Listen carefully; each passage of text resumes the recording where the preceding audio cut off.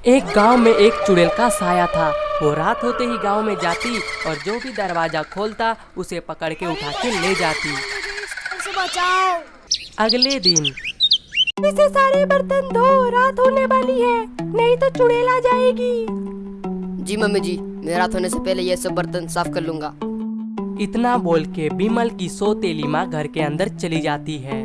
सुनो जी, तुम्हें पता चला कि कल कल्लू को चुड़ैल उठा के ले गई? अरे हाँ, मुझे आज सुबह ही पता चला। उसे गांव वाले कहते थे कि अपने घर के आगे चुड़ैल कल आना लिखवा लेना, लेकिन वो कहता था कि मैं इन सब चीज़ों से विश्वास नहीं करता और मैं किसी चुड़ैल बुड़ैल से नहीं डरता। देखो अब उसे चुड़ैल उठा के ले गई ना। अजी हाँ, आप तो सही बोल रहे हैं। हमने तो अपने घर के आगे चुड़ैल कल आना लिख दिया है।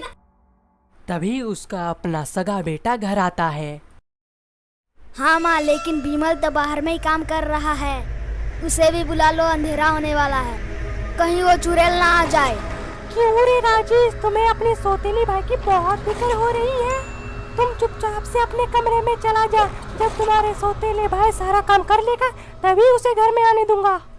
फिर वो उदास होके अपने कमरे में चला जाता है और खिड़की से बिमल को पुकारता है। बिमल, बिमल, अंधेरा होने वाला है, तुम्हें बाहर नहीं रहना चाहिए, कहीं चुड़ैल ना आ जाए। लेकिन मेरा काम पूरा नहीं हुआ। अगर मैं काम अधूरा छोड़ के आऊंगा तो माँ जी को बुरा लगेगा। फिर बिमल अपने घर के अंदर जाने लगता है। अरे बिमल, कहाँ घुसे आ रहे हो? अभी तो बहुत बर्तन धोना है। माँ जी, मैं सुबह को सारा काम निपटा दूंगा। अभी मुझे घर के अंदर आने दीजिए, नहीं तो वो चुड़ैल मुझे उठा के ले जाएगी। ठीक है, पर मेरी एक शर्त है। मुझे सोने के कंगन पहनने का बहुत शौक है। तुम अपना सारा सामान बेच दो और मुझे सोने के कंगन दिलवा दो। नहीं नहीं मम्मी जी, मैं ऐसा नहीं कर सकता। मैं बहुत गरीब हूँ। मैं आपको सोने के कंगन क्या बेच के दूंगा? आप जितनी मर्जी काम करा लीजिए, लेकिन मैं उफ तक नहीं करूँगा। लेकिन मैं आपको सोने के कंगन नहीं दिला सकता। मुझे तो पहले से ही पता है, सौतेले सौतेले ही होते हैं, इसलिए तुम मेरे लिए कुछ नहीं कर सकते हो। इतना बोल के बिमल की सौतेली माँ गुस्सा होके अपने कमरे में चली जाती है। बेटा, अपनी लालची पत्नी की तरफ से मैं तुमसे माफ़ी मांगता हूँ। उसे माफ़ कर दो बेटा, मैंने बहुत बड़ी गलती कर दी उससे शादी करके। नहीं नहीं पिताजी, आप माफ़ी मत मांगिए, आपका कोई कसूर नहीं है इसमें। इतना बोल के बिमल अपने कमरे में चला जाता है।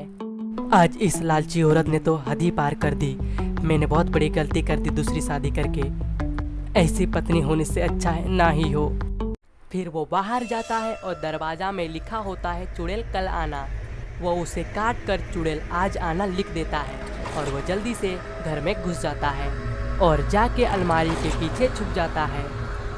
फिर अंधेरा होने पर चुड़ैल अपने शिकार की तलाश में निकलती है। अरे यहाँ तो लिखा है कल आना, लगता है घर में कोई नहीं है, मैं यहाँ कल आऊंगी। फिर वो चुड़ैल वहाँ से आगे बढ़ जाती है। अरे यहाँ तो लिखा है आ जाना। फिर वो चुड़ैल वहाँ का दरवाजा खटखटाती है। अरे लगता है चुड़ैल आ गई। अरे मर गया रे, ये तो सच में आ गई। कहीं ये बिमल दरवाजा खोलने चला ना आए। अरे इतनी रात गई, अब कौन आ गया? लगता है खेत में काम करने वाला बिरजू किराया देने आ गया होगा। तभी वो दरवाजा खोलने चली जाती है। अरे बिरजू रुक जा, आज तो मजा आ गया, रात में भी लक्ष्मी का दर्शन हो जाएगा। फिर वो जैसे ही दरवाजा खोलती है हक्की बक्की रह जाती है। अरे मर गई रे, ये तो चुड़ैल है, मुझे बचाओ कोई। अजी सुनिए, हमारे घर पे चुड़ैल आ गई है, आइए बाहर आइए। अरे बिमल, कहाँ है तू? जल्दी बाहर आ। हा हा हा हा, अब तुझे मुझसे कोई नहीं बचा सकता है। हा हा हा। इतना बोल के चुड़ैल उसे उठाकर आसमान में उड़ जाती है। सब गांव वाले इस मंजर को अपनी आंखों से देखते हैं, लेकिन कोई भी गांव वाला उसे बचाने के लिए घर से बाहर नहीं आता है और चुड़ैल उसे उठाकर अपने साथ ले जाती है। शुक्र है भगवान का, इस लालची औरत से जान तो छूटी। तभी बिमल अपने कमरे से बाहर आता है। अरे पिताजी, ये कैसी आवाज़ थी? और माँ जी कहाँ है? अरे बेटा, उस लालची औरत को तो चुड़ैल उठा के ले गई। आज से तुम्हारी सारी परेशानी का अंत हो गया। और पिताजी, हमारे दरवाजे में तो चुड़ैल कल आना लिखा था, तो चुड़ैल कैसे आ गई? अरे ये क्या, किसी ने तो काट के चुड़ैल आ जाना लिखा है। अरे ये किसी ने किया, ये जरूर गांव वालों की शरारत है। रुको अभी पता लगाता हूँ। ठहरो बेटा, तुम्हें कहीं जाने की कोई आवश्यकता नहीं है, ये मैंने ही किया है। इस लालची औरत को ऐसी ही सजा मिलनी चाहिए थी। नहीं पिताजी, आपने ये ठीक नहीं किया, आपको ऐसा नहीं करना चाहिए था। नहीं बेटा, मुझसे तुम्हारी ऐसी रोज रोज की हालत देखी नहीं जा सकती, इसीलिए मुझे लगा इस लालची औरत का कुछ ना कुछ करना होगा। अब क्या करें, माँ को वापस कैसे लाए? इतनी रात में जंगल जाना खतरे से खाली नहीं है, हमें सुबह का इंतजार करना होगा। नहीं नहीं, तब तक तो बहुत देर हो जाएगा, हमें माँ जी को अभी ढूंढना होगा। अरे बिमल बेटा, तुम पागल हो गए हो क्या, जो इतनी रात गए घने जंगल में जाने की बात कर रहे हो? नहीं नहीं, हमें सुबह होने का इंतजार करना ही होगा। ठीक है, आप सुबह होने का इंतजार करिए, मैं माँ जी को अभी ढूंढने जा रहा हूँ। इतना बोल के बिमल अकेले ही हाथ में मसाल लेके इतने घने जंगल में घुस जाता है। वहीं बिमल चुड़ैल की तलाश में इधर उधर भटक रहा होता है।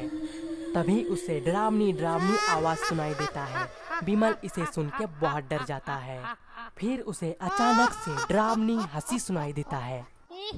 हा हा हा, ये कौन है जो इतने घने जंगल में मेरे पास मरने आ गई? है लड़के, तुम यहाँ क्या करने आए हो? तुम मेरे पास आके तुमको डर नहीं लग रहा है?